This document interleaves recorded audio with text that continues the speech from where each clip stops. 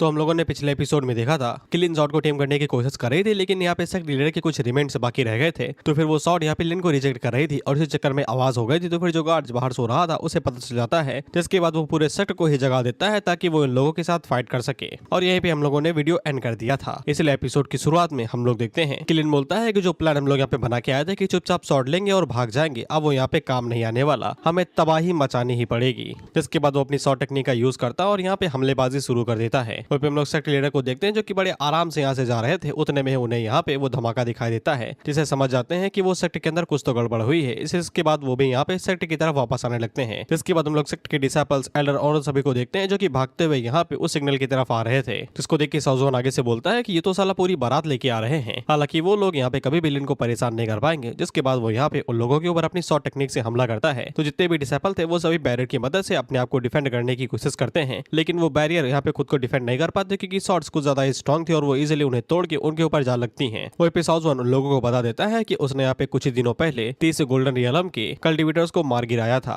जो तुम इन लोगों ने भेजे थे, लेकिन मुझे लगता है कि अज़रेफाल सेक्ट इससे ज्यादा कुछ भी नहीं कर सकता है। जिसपे वो सभी एल्डर्स और भी ज्यादा हैरान हो जाते हैं कि ये वही बंदा है क्या जिसने हमारे 30 गोल्डन रियलम के कल्टिवेटर्स को हराया है। इसके बाद साउज़ोन दोबारा अपनी टेक्निक का इस्तेमाल करता है और वहाँ पे अपना पूरा बायोडाटा दे देता है कि वो होंगमेंग सेक्ट से आया है और उसका नाम साउज़ुआन है। और वो उन लोगों से कहता है याद रखो, अगर आज तुम जिंदा बच गए तो फिर ये कभी ना भूलना कि यहाँ पे ये सब कुछ इसीलिए हो रहा है क्योंकि यूलाइन सेक्ट ने काफी कुछ बुरा किया था और उनसे बदला लेने के लिए हम लोग आए हुए थे। जिसपे अज़रेफाल सेक्ट के जितने भी डिसाइपल थे वो सभी आगे से कहते हैं इन्हें लगता है कि ये हमें हरा सकते हैं, इन्हें बता दो भाइयों कि हम लोग कौन है। जिसके बाद वो सभी साउज़ुआन के ऊपर हमला करने को आगे बढ़ते हैं और उसे पकड़ने के लिए भी। जिसपे साउज़ुआन दोबारा यहाँ पे अपनी शॉर्ट टेक्निक का यूज करता है और उन लोगों के ऊपर हमला करता है। ये कहते हुए तुम्हें क्या लगता है कि इजीली तुम मुझे हरा पाओगे। जिसके बाद वो इजीली अपनी शॉर्ट टेक्निक का यूज करते हुए एक एक डिसाइपल को मार गिराता है और उन्हें नीचे हरा देता है। और उन सभी को हराने के बाद उन लोगों से बोलता है बस इतना ही दम है क्या, इतनी जल्दी हार मान गए, अभी तो मैंने शुरू भी नहीं किया। जिसपे सेक्ट लीडर का जो मेन डिसाइपल था वो साउज़ुआन से कहता है कुछ ही देर में उनके क्लैन के लीडर यहाँ पे आएगा। जिसके बाद वो यहाँ पे साउज़ुआन को चीर फाड़ देगा। साउज़ुआन आगे से कहता है मैं भी उसी बात का इंतजार कर रहा हूँ कि बुढ़ा कब वापस आए। जिसके बाद हम लोग देखते हैं कि यहाँ पे सेक्ट लीडर आ भी जाता है जो कि डायरेक्ट आते ही साउज़ुआन के ऊपर अपनी शॉट से हमला करता है। लेकिन साउज़ुआन इजीली अपनी स्पिरिचुअल शॉट का यूज करते हुए यहाँ पे अपने आप को डिफेंड करता है और साथ ही में सेक्ट लीडर की जो शॉट थी उसके 2 टुकड़े भी कर देता है और सेक्ट लीडर को पीछे ढकेल देता है। सेक्ट लीडर साउज़ुआन से यही बोलता है तुम्हारी हिम्मत कैसे हुई अज़रेफाल सेक्ट के अंदर आने की और इस तरीके से सब कुछ तबाही मचाने की। साउज़ुआन आगे से अपनी दोनों शॉट्स को बाहर निकाल के कहता है कि तुम्हें नहीं पता क्या तुम्हारे सेक्ट ने क्या क्या किया है, अब तुम्हारे सभी एल्डर्स मेरे हाथों हारे गए हैं, अब सिर्फ तुम ही बचे हो। इसके बाद उस सेक्ट लीडर के ऊपर भी अपनी शॉट्स के साथ में हमला कर देता है। तो सेक्ट लीडर आगे से यहाँ पे अपनी शॉट की मदद से खुद को डिफेंड करने की कोशिश करते हैं और यहाँ पे उन ट्विन शॉट्स के ऊपर स्लैश मारते हैं। ये कहते हुए तुम्हें क्या लगता है कि तुम हमें यहाँ पे हरा सकते हो। उतने में साउज़ुआन सेक्ट लीडर के ऊपर आता है और हमला करते हुए अपने मन के अंदर सोचता है कि बुड्ढे की स्ट्रेंथ यहाँ पे नासन सोल रियलम के पीक पे है। अगर इसने यहाँ पे सॉर्ड को टेम करने के लिए अपनी पावर को सेक्रीफाइस ना किया होता तो फिर इसकी पावर और भी ज्यादा होती। इसके बाद साउज़ुआन दोबारा ट्विन शॉट का यूज करते हुए एल्डर के ऊपर हमला करता है और यही सोचता है कि लिन जितनी जल्दी हो सके उतनी जल्दी सॉर्ड को टेम करे तो बेहतर रहेगा, बुड्ढे के साथ फाइट करने में दिक्कत हो रही है। इसके बाद साउज़ुआन ट्विन शॉट्स को यहाँ पे कई सारे शॉट्स के अंदर मल्टीप्लाई करता है और यहाँ पे एल्डर के ऊपर हमला करने को आगे बढ़ता है। यहाँ तक कि सेक्ट लीडर भी इस बात की तारीफ करता है कि साउज़ुआन यहाँ पे शॉर्ट की को मीरेट फॉर्म के अंदर इस्तेमाल कर सकता है, जिससे यहाँ पे उसकी जो फिजिकल पावर है काफी ज्यादा बढ़ जाती है। इसलिए साउज़ुआन की जो शॉर्ट पोजीशन है वो काफी ज्यादा एक्स्ट्राऑर्डिनरी है। लेकिन जब साउज़ुआन यहाँ पे शॉर्ट की को हजारों फॉर्म के अंदर चेंज कर देता है तो वो काफी ज्यादा हैरान हो जाते हैं क्योंकि आज तक उन्होंने ऐसा मूव कभी भी नहीं देखा था, क्योंकि ये चीज किसी डिवाइन स्किल से कम नहीं थी। इससे सेक्ट लीडर को समझ में आ जाता है कि अब उनके पास और कोई चॉइस नहीं है, अब उन्हें यहाँ पे माइटी माउंटेन गार्ड फॉर्मेशन को इस्तेमाल करना पड़ेगा। जिसके बाद वो सेक्ट की जितनी भी पावर थी उसे यहाँ पे एक जगह पे इकट्ठा करने लगते हैं और साउज़ुआन से कहते हैं तुम्हें क्या लगता है कि तुम जैसा कोई कीड़ा मुझे यहाँ पे इस तरीके से बेइज्जत कर सकता है। तो इसके बाद वो सॉर्ड एनर्जी का यूज करते हुए साउज़ुआन के ऊपर हमला करते हैं। तो साउज़ुआन जल्दी से साइड हट के उसका यहाँ पे डॉज करता है। वहीं पे साउज़ुआन भी शॉर्ट फॉर्मेशन की पावर को देख के काफी ज्यादा हैरान हो जाता है क्योंकि ये काफी ज्यादा था। साथ में उसकी जो स्किल थी शॉर्ट पावर ने उसे इजीली यहाँ पे डिस्ट्रॉय कर दिया था। जैसे साउज़ुआन के पास अब कोई भी ट्रिक नहीं बचती है, उसे बस इसी बात की उम्मीद थी कि लिन जितनी जल्दी हो सके उतनी जल्दी शॉर्ट को टेम कर ले और कुछ ही सेकंड्स के अंदर ही लिन यहाँ पे उस शॉर्ट को टेम भी कर लेती है, जिससे साउज़ुआन काफी ज्यादा खुश हो जाता है क्योंकि टाइमिंग काफी ज्यादा परफेक्ट थी क्योंकि लिन ने यहाँ पे उस शॉर्ट को टेम कर लिया था और साउज़ुआन ने उसकी मदद की थी। तो सिस्टम यहाँ पे अब साउज़ुआन को रिवॉर्ड देता है क्योंकि लिन के पास इनेट शॉर्ट बॉडी आ गई थी अर्थ टायर की। तो फिर अब साउज़ुआन को यहाँ पे रिवॉर्ड के तौर पे इनेट शॉर्ट बॉडी मिलती है, वो भी हेवन टायर की, जिससे साउज़ुआन की शॉर्ट टेक्निक और भी ज्यादा बेहतर होती है और साथ ही में शॉर्ट की जो उसकी अंडरस्टैंडिंग थी वो भी कई गुना ज्यादा बढ़ जाती है। और अगर किसी चीज की अंडरस्टैंडिंग बढ़ती है तो फिर हम उस चीज को और भी बेहतर से इस्तेमाल कर पाते हैं। इसलिए साउज़ुआन की जो शॉर्ट एनर्जी थी वो और भी कई गुना ज्यादा बढ़ जाती है। इससे साउज़ुआन अब यहाँ पे ब्रेक थ्रू करने लगता है टेक्निक के जरिए से, लेवल पे नहीं।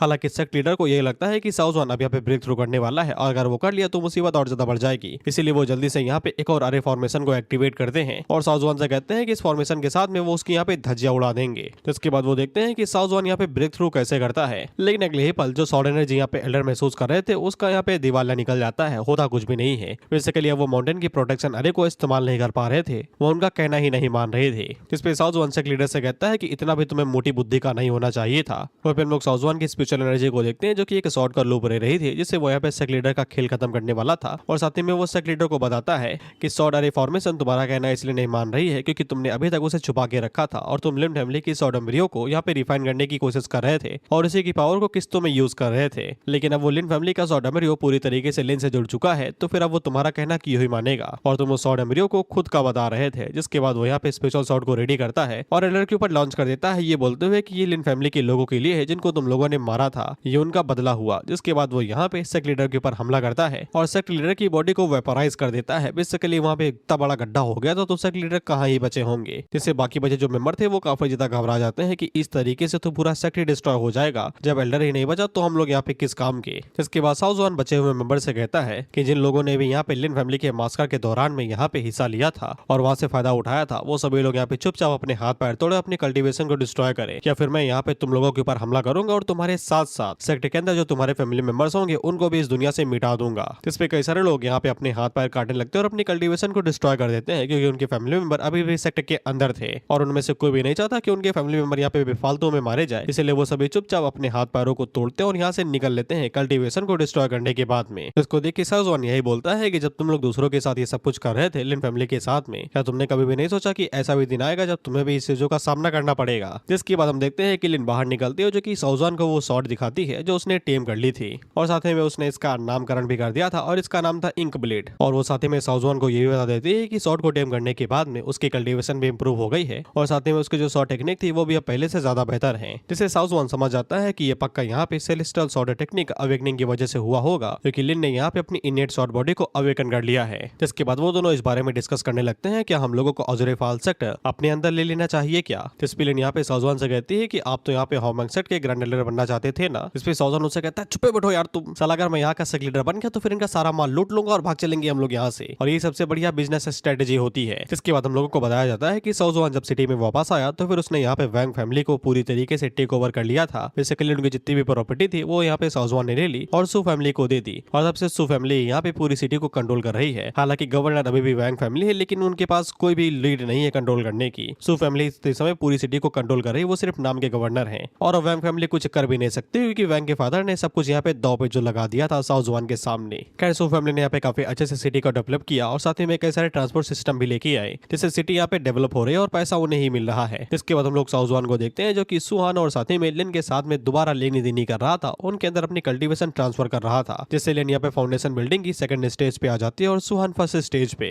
जिसके बाद हम लोग साउजवान को देखते हैं जो कि मस्त अपनी लाइफ एंजॉय कर रहा था और सुहान उसे बता रही थी कि उन लोगों ने जो नई पिल यहाँ पे लेके आए हैं उन वजह से उन्हें काफी ज्यादा प्रॉफिट हो रहा है और उन पे इतनी समय यहाँ पे स्पिरिचुअल स्टोन्स की बरसात हो रही है और वो लोग कुछ ही देर के अंदर ही यहाँ पे स्पिरिचुअल स्टोन्स के अंदर नहाने भी लगेंगे। जिसपे साउजवान अंगूर खाते हुए बोलता है यही तरीका है सबसे अच्छी जिंदगी जीने का, मस्त पैसा आए और आराम से खाओ पियो। उतने में उसे आवाज सुनाई देती है क्योंकि ये सी यहाँ पे आ रहा था। साउजवान उसको देखता और उससे बोलता है कि आओ यार फल वल खाओ तुम, लेकिन ये सी आगे से बताता है कि वो यहाँ पे सेक्ट लीडर की तरफ से कोई खास मैसेज लेके आया है। जिसके बाद वो एक कड़ी सांस लेता और सेक्ट लीडर की तरीके ही चिल्लाते हुए बोलता है कि तुमने अजुरेफाल सेक्ट को अपने अंदर ले लिया है, क्या तुम अपने फंक्शन को धोखा दोगे, क्या तुम्हें होंगमैंग सेक्टर में और ज्यादा नहीं रहना। इसे तो साउजवान घबरा जाता है कि ये तो साला डिटो कॉपी कर रहा है उनकी। खैर साउजवान इसी से कहता है कि जाओ अपने लीडर को जाके बता दो कि मैं यहाँ पे बिल्कुल भी उन्हें धोखा नहीं देने वाला, वो कुछ टाइम के लिए यहीं पे रुकने वाला है और थोड़ी देर में सेक्टर में वापस आ जाएगा। इसी आगे से कहता है कि वो ये बता देगा, लेकिन यहाँ पे लीडर ने एक और मैसेज भिजवाया है। बेसिकली कुछ ही दिनों के अंदर ग्रैंड कॉम्पिटिशन होने वाला है, इसलिए हर एक पीक मास्टर को वहाँ पे पहुंचना पड़ेगा। इसलिए अगर साउजवान यहाँ पे सेक्टर के अंदर रहना चाहता है तो फिर उसे समय पे वहाँ पे पहुंचना पड़ेगा। साउजवान उससे कहता है चिंता ना करो मैं आ जाऊंगा। इसके बाद साउजवान उन दोनों से कहता है जाओ जाके प्रैक्टिस करो, कुछ दिनों के अंदर वो लोग टूर्नामेंट के लिए निकलने वाले हैं। वह बिलिन सुहान से कहती है कि इतना याद रखना जब हम लोग सेक्टर में वापस चलेंगे तो फिर वहाँ पे कुछ हरामी लौंडे होंगे जिनसे हम लोगों को बदला लेना है। सुहान आगे से पूछती है कि वो हरामी लौंडे कौन है, जिस पे लिन आगे से बताती है कि वो पहले हमारे सीनियर ब्रदर्स हुआ करते थे और मास्टर के डिसेबल्स, लेकिन उन्होंने यहाँ पे मास्टर को धोखा दे दिया और तब से हम लोग यहाँ पे उनकी फील्डिंग सेट करते हुए आ रहे हैं। इसलिए जब भी तुम उन्हें दिखाई दो तो फिर लंगड़ी मार देना, उनकी टांग तोड़ देना। इसके बाद हम लोग किसी पीक मास्टर को देखते हैं जिसके पास यहाँ पे साउजवान के दोनों डिसेबल थे और मैं इन दोनों के नाम भूल गया, लेकिन मुझे इनकी पोस्ट अच्छे से याद है। एक तो फोर्थ डिसेबल डिसाइपल और दूसरा यहाँ पे सीनियर डिसाइपल है, बेसिकली फर्स्ट। पीक मास्टर ने इन दोनों को कोई खास टेक्निक दी थी जिसको वो इन्हें सिखाना चाहता था, जिनमें से सीनियर डिसाइपल ने तो सीख ली थी, लेकिन जो फोर्थ डिसाइपल था वो बता रहा था कि उसे टेक्निक के अंदर कुछ गड़बड़ लग रही है। उसे ऐसा लगता है कि वो टेक्निक डिमोनिक कल्टिवेटर से कोई रहता रखती है। तो पीक मास्टर उसके ऊपर हमला कर देता है, ये कहते हुए कि फालतू न बोलो, मैंने वो टेक्निक तुम्हें दी है। ऐसा हो ही नहीं सकता कि उसका कुछ लेना देना डिमोनिक कल्टिवेटर्स के साथ में हो। फोर्थ डिसाइपल आगे से माफी मांगता है, लेकिन उसने मन में फैसला कर लिया था कि वो यहाँ पे पीक मास्टर की दी गई टेक्निक को बिल्कुल भी नहीं सीखेगा। लेकिन हम लोग सीनियर डिसाइपल को देखते हैं जिसने यहाँ पे उस टेक्निक को पूरी तरीके से मास्टर कर लिया था और अच्छे से सीख भी लिया था। तो पीक मास्टर काफी ज्यादा खुश होता है और उससे कहता है कि तुम ग्रैंड कॉम्पिटिशन के दौरान में गर्दा मचा दोगे। बेसिकली जो भी यहाँ पे ग्रैंड कॉम्पिटिशन को जीतता है उसे यहाँ पे पर्पल की मिलती है सेक्ट की तरफ से। ये पर्पल की काफी ज्यादा जरूरी है। पीक मास्टर उन दोनों को यहाँ पे पर्पल की ओरिजिन के बारे में बताता है। ऐसा माना जाता है कि हॉन्गसेंग सेक्ट का जो एंसेस्टर हुआ करता था वो अपने टाइम पे एक बहुत बड़ा इमोर्टल हुआ करता था और ये पर्पल की का इजाद बेसिकली उसी के टाइम पे हुआ करती थी और उसने ये पर्पल की सेक्ट को दे दी थी अपर रियलम के अंदर जाने से पहले, बेसिकली ट्रांसेंडेंट करने से पहले। और ये पर्पल की काफी ज्यादा पावरफुल होती है, नॉर्मल स्पिरिचुअल एनर्जी से कई गुना ज्यादा शक्तिशाली। बेसिकली कल्टीवेट करने से बहुत ज्यादा फायदा मिलता है इसको। इसलिए हॉन्गसेंग सेक्ट हर 5 साल में ये ग्रैंड कॉम्पिटिशन कराता है और जो भी यहाँ पे कॉम्पिटिशन के अंदर अच्छा परफॉर्म करता है उसे ये पर्पल की दी जाती है। एल्डर्स के साथ में उनके पीक के अंदर ये छोड़ दी जाती है, जिससे यहाँ पे एल्डर के साथ में जो पीक मास्टर रहते हैं और जो डिसाइपल्स रहते हैं वो भी इस पर्पल की को अच्छे से यूज कर पाते हैं। इसलिए पीक मास्टर चाहता है कि वो दोनों यहाँ पे ग्रैंड कॉम्पिटिशन के दौरान में अच्छे से परफॉर्म करे और जितनी ज्यादा हो सके उतनी ज्यादा पर्पल की इन लोगों को मिले।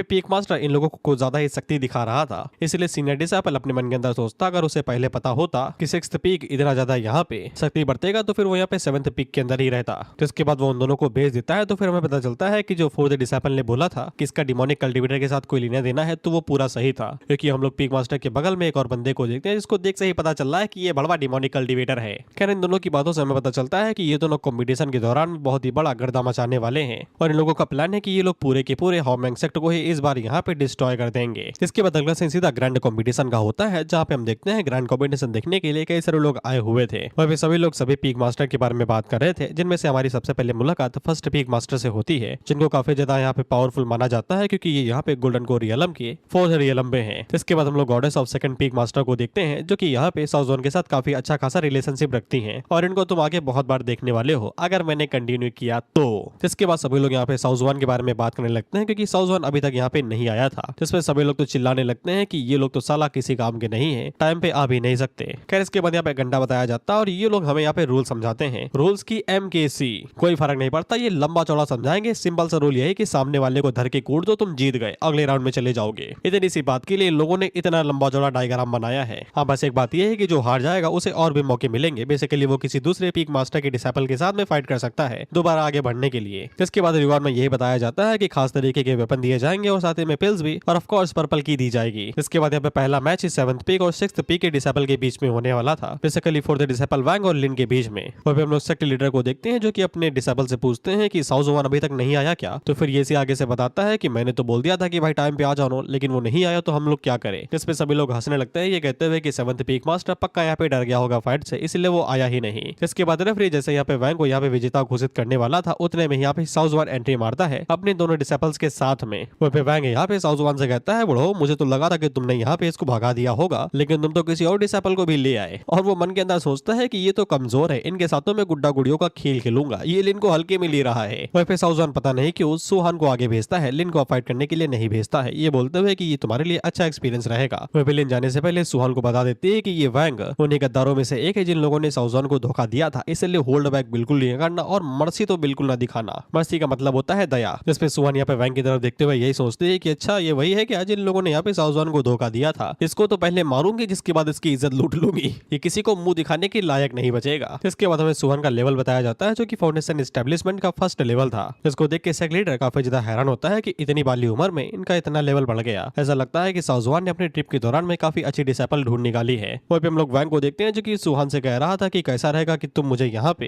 पहले हमला करने का मौका दो, तुम इतनी काइंड जो हो। जिसपे सुहान उससे कहती है, कौन है रे तू, किसका सीनियर ब्रदर। पहले तो एंसेस्टर को धोखा देता है बेसिकली साउथ जोन को, जिसके बाद यहाँ पे खुद को सीनियर ब्रदर बोलता है। जिसपे वैंग को गुस्सा आ जाता है और वो डायरेक्ट यहाँ पे सुहान के ऊपर हमला कर देता है, ये बोलते हुए कि सावधान रहना बच्चा, ये मेरी खास टेक्निक है जो कि यहाँ पे खास पावरफुल शॉट से बनी हुई है। यहाँ तक कि साउथ जोन ने भी इसकी तारीफ की थी क्योंकि इतनी ज्यादा एक्सीलेंट जो है। लेकिन हम लोग सुहान को देखते हैं जो कि बस 2 उंगलियों से ही उसकी शॉट को इजीली तोड़ लेते हैं और उसको यहाँ पे तोड़ के पानी के तरीके नीचे भी बरसा देती है, ये कहते हुए कि तुम इसे यहाँ पे इंप्रेसिव बोलते हो ना, तो फिर जो शॉट एनर्जी मेरे पास है उसको जिसको तुम यहाँ पे भगवान बोल दोगे। और ये मेरे लिए पहली बार था कि यहाँ पे जो वैंग है उसने भाई बहुत जल्दी अपनी हार मान ली और यहाँ से जाने लगता है। लेकिन हम लोग सुहान को देखते हैं जो उसे जाने नहीं देना चाहती थी, इसलिए वो पीछे मुड़ते हैं और उसके ऊपर हमला करती है। ये कहते हुए कि कंपटीशन यहाँ पे मारने को अलाउ नहीं करता तो फिर खुद को लकी समझो। जिसके बाद वो वैंग के ऊपर यहाँ पे पाम अटैक करती है, तो फिर वैंग जल्दी से पीछे मुड़ता है और वो भी आगे से पाम अटैक करता है। जिसके बाद दोनों आपस में टकराते हैं, लेकिन हम लोग देखते हैं कि वैंग का जो हाथ था वो बहुत ज्यादा जख्मी हो जाता है और लगातार पीछे खिसकते हुए चला जाता है। जिसके बाद तब उसे पता चलता है कि सुहान का जो लेवल है वो यहाँ पे फाउंडेशन एस्टेब्लिशमेंट है, इसलिए वो हैरान होकर पूछता है कि तुम्हारी कल्टीवेशन इतनी ज्यादा आगे कैसे हो सकती है। वो मेरा भी मास्टर हुआ करता था, लेकिन मेरी कल्टीवेशन इतनी बढ़िया क्यों नहीं है। जिसपे सुहान उसे बताती है कि वो यहाँ पे लगातार आधे महीने से साउजवान के साथ में पावर का लेनी देनी कर रहे हैं, बेसिकली कल्टीवेशन ट्रांसफॉर्मेशन। इसलिए यहाँ पे उसकी बॉडी, बोन और मसल्स काफी ज्यादा सख्त हो गए हैं और साथ ही में साउजवान इन लोगों को कई सारे यहाँ पे वेपन और टेक्निक्स भी देता है, जिससे वैंग की भाई जल जाती है। वो आगे से कहता है सलाम लोग उसके साथ 2 हफ्तों तक थे, इसके बावजूद साले ने हमें कुछ भी नहीं सिखाया, सिर्फ अपने इन डिसाइपल्स को यहाँ पे इस तरीके की टेक्निक्स और एडवांस वर्जन देता है। खैर इसके बाद रेफरी बीच में कूदता है और वो यहाँ पे 7th पिक को विनर घोषित कर देता है। उसी टाइम पे हम लोग देखते हैं कि कोई शॉट बीच में फेंकता है, जो कि और कोई नहीं सीनियर डिसाइपल था, जो कि आगे से कहता है कि वो भी यहाँ पे 7th पिक को चैलेंज करना चाहता है। जिसपे सभी लोग ओवर एक्साइटेड हो जाते हैं ये देख के कि कोई यहाँ पे 7th पिक को चैलेंज करना चाहता है। हालांकि यहाँ पे डिसाइपल फाइट करेगा या नहीं करेगा ये सिर्फ पिक का एल्डर ही डिसाइड कर सकता है, यानी कि साउजवान। वो पे सभी लोग बता रहे थे कि यहाँ पे जो सीनियर डिसाइपल है उसको यहाँ पे लिटिल साउजवान भी बुलाया जाता है, बेसिकली साउजवान का छोटा वर्जन, क्योंकि वो भी यहाँ पे काफी ज्यादा टैलेंटेड है। वो इतनी कम उम्र में यहाँ पे फाउंडेशन एस्टेब्लिशमेंट के 5th लेवल पे है। जिसके बाद सीनियर डिसाइपल साउजवान से कहता है कि अपने डिसाइपल को भेजो। तो फिर हम लोग देखते हैं कि साउजवान यहाँ पे लिन को आगे भेजता है फाइट करने के लिए।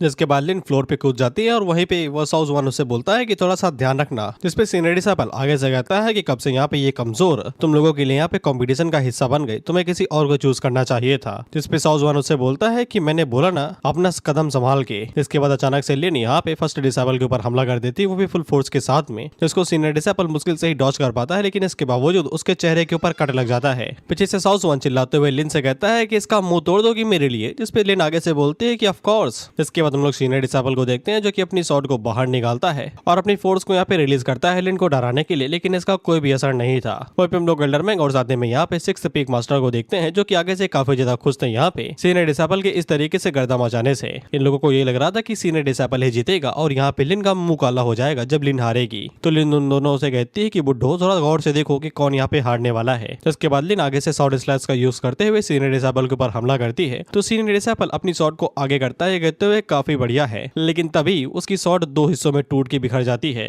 और सीनियर डिसाइपल के चेहरे के ऊपर दूसरा कट भी लग जाता है और उसकी सारी हवाइयां उड़ जाती हैं। वो ये सोचता है कि ये साला मुमकिन कैसे है। जिसपे लिन उससे कहती है कि तू फियन शॉट टेक्निक है ना, इतना ज्यादा मुश्किल थोड़ी ना है, तुम साउजवान के साथ में 5 सालों से, लेकिन इसके बावजूद तुम सिर्फ इतना ही सीख पाए। मैं सिर्फ कुछ ही सालों से हूँ, लेकिन इसके बावजूद इतना सीख गई। और फिर रूल्स के मुताबिक अगर किसी अपोनेंट की शॉट टूट जाती है तो फिर वो यहाँ पे हारा जाता है, वो आगे मैच नहीं लड़ सकता। लेकिन लिन को लड़ना था, इसलिए वो अपने पास से एक शॉट बाहर निकालती है और फर्स्ट डिसाइपल को दे देती है, ये कहते हुए कि दिखा दो दम कितना है तुम में। इस पे सीनियर डिसाइपल उस शॉट को उठा के कहता है कि तुम में कुछ ज्यादा ही है क्या। इसके बाद शायद से फर्स्ट डिसाइपल यहाँ पे 6th पिक मास्टर की सिखाई गई टेक्निक का यूज करते हुए लिन के ऊपर हमला करने को आगे बढ़ता है, जिसको लिन इजीली यहाँ पे डॉज करती है और उसके हाथ के ऊपर स्लैश मारती है, जिससे उसका हाथ जख्मी हो जाता है और शॉट दोबारा नीचे गिर जाती है और ये अपना हाथ पकड़ के नीचे बैठ जाता है। वहीं पे लिन इसको रेज बेट यानी कि चोट पे नमक रगड़ते हुए कहते हैं कि तुम अगर हजारों सालों से भी प्रैक्टिस करो ना तब भी तुम मुझे छू भी नहीं पाओगे। जिसपे फर्स्ट डिसाइपल की और भी ज्यादा जलती है, लेकिन वो कुछ और कह भी तो नहीं सकता है नॉनसेंस बोलने के अलावा। इसके बाद लिन और भी ज्यादा रेज वेट करते हैं, उसे 3-4 शॉट देती है, ये कहते हुए कि लो आओ मुझसे फाइट करो, देखते हैं कि कौन जीतता है। और वो सीनियर डिसाइपल से भी बोलते हैं अगर तुमने मुझे आज छू भी लिया तो मैं अपनी हार मान लूंगी, लेकिन ये तभी हो पाएगा जब ये मिरेकल हुआ। फिर लोगों का ध्यान यहाँ पे लिन की बातों पे नहीं था, उनका ध्यान यहाँ पे शॉट्स के ऊपर था, क्योंकि वो सभी यहाँ पे अर्थ ग्रेड की वेपन्स थे और इनके सेक्टर के अंदर आज तक इन लोगों ने कभी भी अर्थ ग्रेड के वेपन्स नहीं देखे हैं। बेसिकली इन लोगों ने नहीं मिले, इनको सिर्फ हेवन ग्रेड के ही वेपन दिए गए हैं। इसलिए सभी हैरान थे कि हमारे सेक्टर के अंदर इतना भी पैसा है क्या भाई, जो इस तरीके से अर्थ ग्रेड वेपन इस तरीके से बांटे जा रहे हैं। हालांकि सेक्टर लीडर को पता था कि यहाँ पे साउजवान ने कहाँ पे डाका डाला और उसके पास कितना माल है।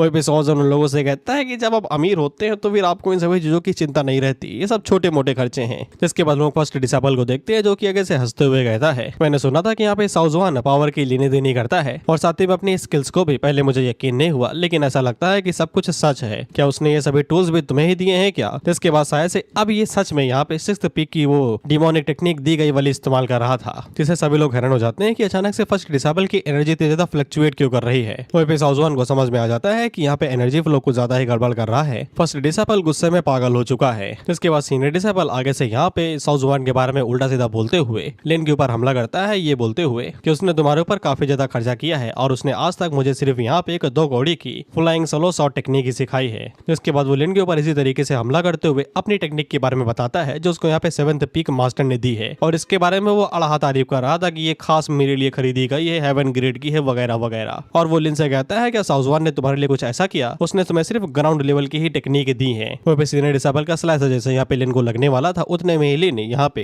लिन फैमिली की शॉट को बाहर निकालते और इजीली उसको डिफ्लेक्ट करते हुए बोलते हैं कि हेवनली टेक्निक के बारे में कुछ भी ना बोलो, मेरे पास यहाँ पे हेवनली शॉट है। जिसके बाद इजीली वो यहाँ पे सीनियर डिसेबल के होते से उसकी शॉट को दोबारा छुड़वा देती है और उसे कहती है कि मुझे तो इस शॉट की भी जरूरत नहीं, तुम्हारे जैसे के साथ निपटने के लिए एक नॉर्मल शॉट टेक्निक ही मेरे लिए काफी है। और रही बात तुम्हारी वो हेवनली टायर की शॉट टेक्निक जिसके बारे में तुम इतना बोल रहे थे, वो इतनी खास भी नहीं जितना तुम इसके बारे में बढ़ा चढ़ा के बोल रहे थे। लेकिन कुछ लोग इतने ज्यादा आलसी रहते हैं कि उनको सोना भी दे दो ना तो भी वो साला भीख ही मांगेंगे। वहीं पे हम लोग सीनियर डिसेबल को देखते हैं जो कि अपने घुटनों पे आ चुका था और ये हार मानने को पूरी तरीके से रेडी था। वहीं पे लिन उससे बोलती है कि अब चुपचाप सरेंडर करो और हार मान लो, क्योंकि अगर तुमने फाइट करने के लिए दोबारा बोला तो फिर मैं इस बार तुम्हें छोड़ने नहीं वाली। लेकिन हम लोग सीनियर डिसेबल को देखते हैं जिसकी बुद्धि थोड़ी सी खराब हो जाती है तो आगे से चीख उठता है और यहाँ पे उसका जो लेवल था वो कुछ ज्यादा ही खराब हो जाता है। बेसिकली अब ये बजर जा चुका था। वहीं पे सेक्रेटरी जब यहाँ पे सीनियर डिसेबल को इस तरीके से अंधाधुन पागल होते हुए देखते हैं तो फिर उन्हें यहाँ पे एक इंसान की याद आती है जो कि सालों पहले इसी तरीके से बौखला गया था। ये याद रखो, ये काम आएगा अभी। इसलिए वो यहाँ पे रेफरी से कहते हैं कि इसे खत्म कराओ और यहाँ पे इसलिए रेफरी आगे से यहाँ पे लिन को विजेता घोषित करता है और ये मैच यहाँ पे ही खत्म करता है। वह लिन भी यहाँ से जाने लगती है, लेकिन सीनियर डिसेबल उससे कहता है कि तुम्हें जाने दूंगा तब ना। जिसके बाद वो यहाँ पे उसे शॉट टेक्निक का इस्तेमाल करता है जो साउजवान ने इसे सिखाई थी,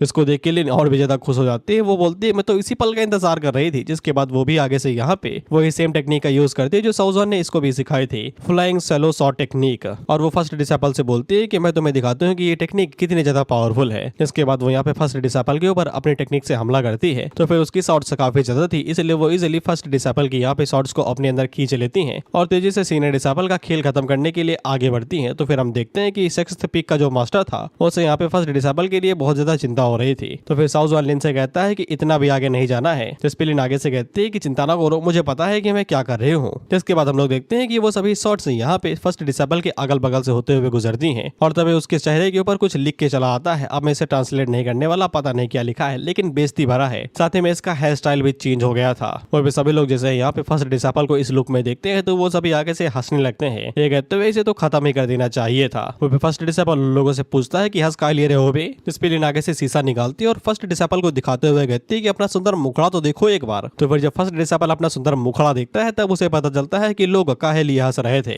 वह लिन उसे बताती है मेरी स्पिरिचुअल पावर ने तुम्हारे ऊपर मार्ग छोड़ दिया है, अब ये मार्ग तब तक नहीं हटेगा और इसके बाद तब तक यहाँ से ग्रो नहीं होंगे। बेसिकली जो टकला हुआ है उस हिसाब से जब तक वो यहाँ पे लिन को हरा नहीं देता। और वो फर्स्ट डिसेबल से कहती है कि अब तुम यहाँ पे दुआ ही करो क्योंकि तुम किसी चमत्कार से ही मुझे हरा पाओगे जिंदगी में, ऐसे तो हराने नहीं वाले। वहीं पे वो जाते हुए थोड़ा सा और रेज बेट करती है, ये कहते हुए कि फ्यूचर में जब भी तुम शॉट उठाओगे ना तब तुम्हें मेरी याद आएगी कि मैंने तुम्हें किस तरीके से हराया था। जिससे फर्स्ट डिसेबल का अब सारा ऑरा निकल जाता है। वहीं पे सभी लोग लिन की शॉट टेक्निक और साथ ही में उसके शॉट के बारे में बात कर रहे थे कि दोनों ही सेलेस्टियल ग्रेड की हैं। वहीं पे साउजवान आगे से कहती है तो मेरे नक्शो कदम पे चल रही है भाई। वहीं पे हम लोग सेक्टर मास्टर को देखते हैं जो कि यहाँ पे येसी से कहता है कि तुम्हें वो चीज याद है ना, मैंने कई सालों पहले अपने सेक्टर से गद्दार को भगाया था, मुझे पता नहीं क्यों आज उसकी याद आ रही है, शायद से वो यहाँ पे कुछ करने वाला है। जिसके बाद वो येसी से कहता है जाओ जाके 6th पीक मास्टर के बारे में सब कुछ पता लगाओ कि वो आजकल क्या कर रहे हैं, कहीं उनका लेना देना किसी डिमोनिक पाथ से तो नहीं है। इस पे येसी आगे से कहता है ठीक है मैं जाता हूँ, अभी पता लगाता हूँ। लेकिन अगला मैच यहाँ पे उसके और लिन के बीच में होने वाला था, इसलिए वो दोनों ही घबरा जाते हैं क्योंकि उन लोगों ने अभी यहाँ पे लिन को लड़ते हुए देखा है। वो भी इसे फाइट करने के लिए नहीं जाना चाहता था, लेकिन सेक लीडर उसे भेजता है ये कहते हुए जाओ और जाके उससे फाइट करो, इससे तुम्हें कुछ सीखने को मिलेगा। हाँ बस उसे हल्के में बिल्कुल ना लेना। इसके बाद हम लोग इसी को सीधा डुअल के अंदर ही देखते हैं जहाँ पे लिन उसके सामने खड़ी थी। वह पे लिन उससे कहती है कि तुम तो चले ही जाओ, तुम्हें देखती हो गुस्सा आ जाता है मुझे। वह पे ये लिन से कहता है कि तुम्हारे पास जो कुछ भी है सब निकाल लो, दिखा दो कि तुम में कितना दम है। जिस पे इन आगे से हंसने लगते हैं और वो हंसते हंसते अपने स्पिरिचुअल बैग से वो सब कुछ बाहर निकालती है जो उसके पास था, जैसा कि येसी ने बोला था। और वो अपने पास से पता नहीं कितने स्पिरिचुअल वेपन्स को बाहर निकालती है, जिसको देख के येसी की बढ़ जाती है और सभी लोग आगे से बोलते हैं इसने डाका डाला है ना, किसी शॉप के ऊपर इतना कोई माल रख ही नहीं सकता अपने पास, इतने आर्टिफैक्ट किसके पास होते हैं। वहीं पे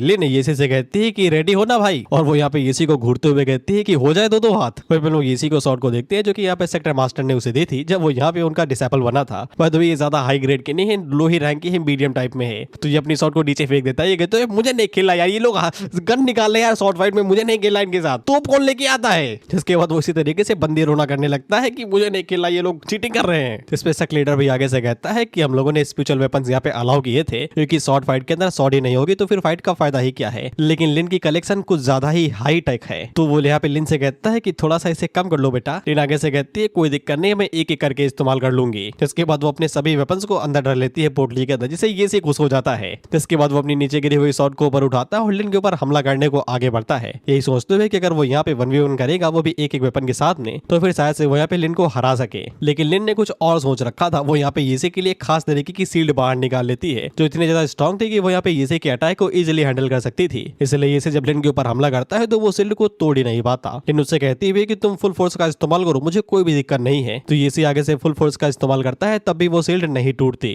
इस पे लिन येसे से कहती है कि खाना नहीं खाया क्या भाई, इतना ही दम है क्या, और भी ज्यादा जोर लगा के मरो, ये शील्ड टूटनी नहीं चाहिए, तभी तो पैसा वसूल होगा। जिस पे येसे का माथा गर्म हो जाता है और वो आगे से साइड फिंगर दिखाते हुए कहता है अभी बताता हूँ। इसके बाद वो फुल पावर का इस्तेमाल करते हुए यहाँ पे शील्ड के ऊपर स्ट्राइक मारता है और इस बार सक्सेसफुली वो शील्ड टूट जाती है। वहीं पे वो लिन से कहता है संभाल के, ये स्ट्राइक कुछ ज्यादा स्ट्रॉन्ग है। तभी लिन यहाँ पे दूसरी शील्ड बाहर निकाल लेती है, जिससे येसे का बैलेंस बिगड़ता है और वो अपना सर शील्ड के ऊपर ही दे मारता है और इसके सर के ऊपर गुल्लू निकल आता है। जिसके बाद इसका पारा और ज्यादा हाई होता है और ये और भी गुस्से में यहाँ पे शील्ड के ऊपर स्ट्राइक मारता है। वो शील्ड भी टूट जाती है, लेकिन तभी लिन दूसरी शील्ड बाहर निकाल लेती है। जिसके बाद ये चौथी स्ट्राइक मारता है तो चौथी स्ट्राइक में भी शील्ड टूट जाती है और तभी लिन पांचवी शील्ड बाहर निकाल लेती है। इसके बाद हम लोग कुछ घंटों के बाद में देखते हैं येसे ने तकरीबन पता नहीं कितनी शील्ड तोड़ दी होंगी, लेकिन लिन के पास अभी भी स्टॉक में कई सारी शील्ड पड़ी हुई थी और वो मस्त पीछे बैठ के यहाँ पे जूस एंजॉय कर रही थी। वहीं पे हम लोग येसे को देखते हैं और उसका सारा घी खत्म हो गया था, तो ये चुपचाप हार मान लेता है और हमें बताया जाता है जिंदा है, बस मर गया है थकावट की वजह से। वहीं पे सभी लोग आगे से कहते हैं कि हमने कभी सोचा भी नहीं था कि मैच को ऐसे भी जीता जा सकता है डिफेंस टूल की बदौलत, लेकिन कुछ लोग येसे की तारीफ कर रहे थे कि बंदा लंबा टिक गया। इसके बाद लिन साउजवान के पास में जाती है तो साउजवान उससे कहता है कि तुम तो मेरे नक्शों कदम पे ही चल रही हो भाई, किसी को हराना ना हो तो फिर बेइज्जती से उन्हें हरा दो।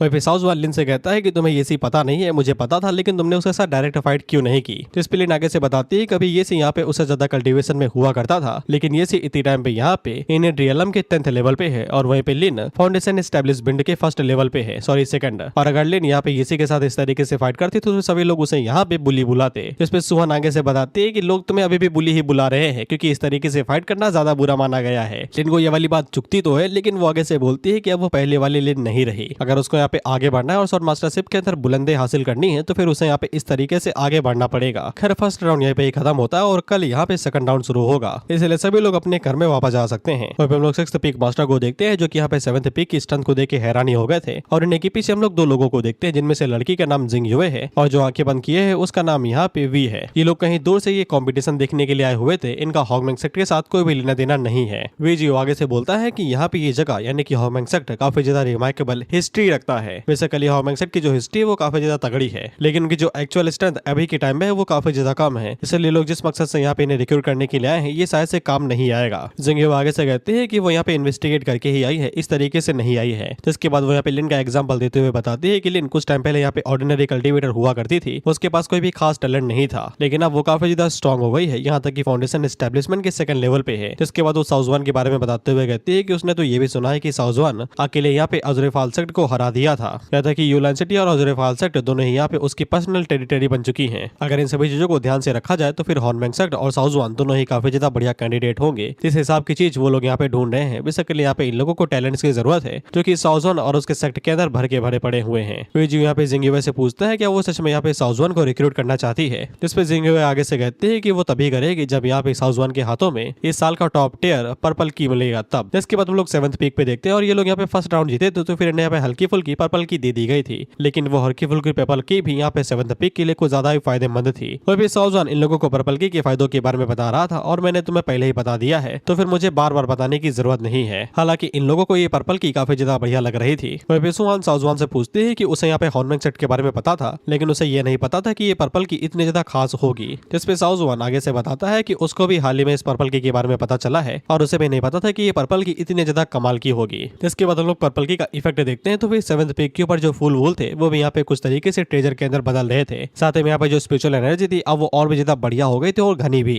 साथ ही में यहाँ पे जो नॉर्मल तरीके के एलिक्सर थे वो भी यहाँ पे बनने लगे थे और वो तो अल्टीमेट एलिक्सर के अंदर बदल रहे थे। जिससे पता चलता है कि पर्पल की कितनी ज्यादा खास है और वो यहाँ पे कैसे नॉर्मल चीजों को भी ट्रेजर्स के अंदर कन्वर्ट कर सकती है। और जिस लोटस फूल के लिए इन लोगों ने 2 बिलियन खर्चा किए थे अब वो इनके यहाँ पे पाउंड के अंदर उग रहे थे। टीन आगे से कहते हैं कि इस तरीके के फूलों के साथ में वो लोग यहाँ पे स्पिरिट शॉट को भी फॉर्ज कर सकते हैं, जैसे कि यहाँ पे साउजवान ने किया था। साउजवान उन लोगों को परमिशन देता है कि तो सेक्ट तुम्हारा ही है, जो मन में आए वो करो। और जब साउजवान अपने पैलेस में पहुंचता है तो उसका पैलेस भी अब यहाँ पे पूरी तरीके से बदल गया था। टिन आगे से पूछती है कि ये अपने आप बदल गया क्या? तो फिर साउजवान आगे से बताता है कि उसने ये कहानियों में सुना था कि हॉर्नबैंक सेक्ट के जो यहाँ पे बिल्डिंग्स है वो यहाँ पे माउंटेन ऑफ लैंड से खुद से बनी है और वो अपने हिसाब से यहाँ पे स्ट्रक्चर को चेंज कर सकते हैं ब्यूटी को निखारने के लिए। और ऐसा लगता है कि रूमर्स पूरी तरीके से सही है, पर ये सब कुछ पर्पल की वजह से हो रहा है कि स्ट्रक्चर अपने आप ही चेंज हो गया। साउजवान उन दोनों से कहता है कि अपने कमरों में जाओ, जाके आराम करो, कल उन लोगों को यहाँ पे सेकंड राउंड भी जीतना है। जिसके बाद अगले सीन यहाँ पे दोबारा उसी राउंड का होता है, सेलेस्टियल ग्राउंड कंपटीशन का, जहाँ पे हम लोग देखते हैं कि इस बार यहाँ पे वैंग का मुकाबला सेकंड पिक की डिसेपल के साथ में था, जहाँ पे वैंग दोबारा हारा जाता है और सेकंड पिक की डिसेपल उसे कहती है कि तुम हमारे सेकंड पिक को ज्वाइन करना चाहते थे ना, लेकिन हमारे मास्टर ने तुम्हारी रिक्वेस्ट को मना कर दिया। और क्योंकि वैंग इस बुरी तरीके से हारा था तो वो डिसेपल आगे से बोलती है कि हमें पहले से ही पता था कि तुम्हारा शॉर्ट मास्टरशिप के अंदर जरा सा भी इंटरेस्ट नहीं है, तुम हमारी पिक पे सिर्फ लड़कियों की वजह से आना चाहते थे।